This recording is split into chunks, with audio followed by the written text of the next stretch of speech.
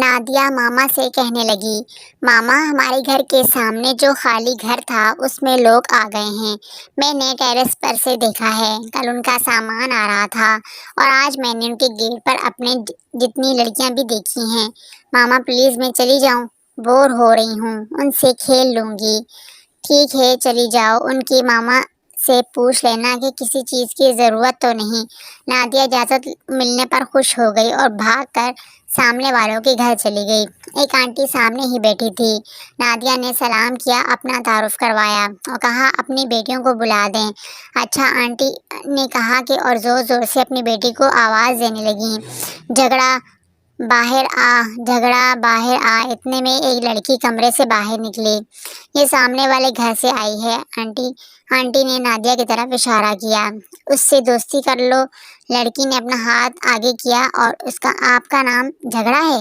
Nadia نے اس سے ہاتھ ملاتے ہوئے کہا، اصل میں یہ بہت جھگڑالو ہے، ہر بات پر لڑتی تھی، اسی لیے ہم نے اس کا نام ہی جھگڑا رکھ دیا، آنٹی بولی۔ نادیہ کو بہت ہنسی آ رہی تھی لیکن ضبط کر کے بولی، آ کھیلتے ہیں۔ ٹھیک ہے، وہ لڑکی بولی، پہلے مہمان بچی کے لیے شربت تو بناؤ۔ آنٹی نے کہا، میں بناؤں؟ جھگڑا ایک دم غصے میں آ گئی، میں صبح سے کام کر رہی ہوں، اب بیوقوف سے کہیں وہ بھی کوئی کام کر لیا کرے۔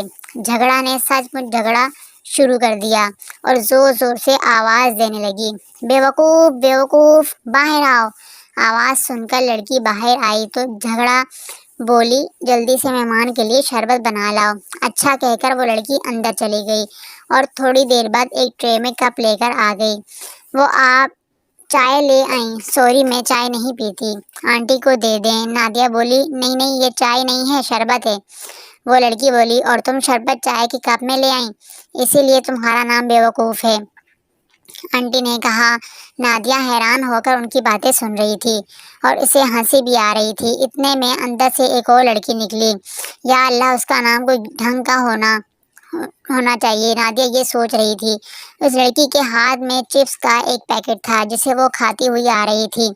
اچھا تو پیٹو، تمہیں مل گئی فرصت کھانے سے، بیوقوف نے کہا۔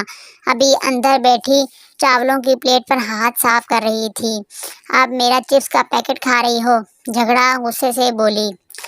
پیٹو تمہاری بڑی بہن ہے، اس سے مت لڑو، آنٹی بولی۔ چلے آؤ، چلیں اسٹیشن میں گیمز کریں اور ساتھ ساتھ چاکلیٹ کھائیں، پیٹو نے کہا۔ نہیں نہیں، اب میں چلتی ہوں، پھر آؤں گی، نادیہ نے کھسکتے میں ہی عافیت سمجھی۔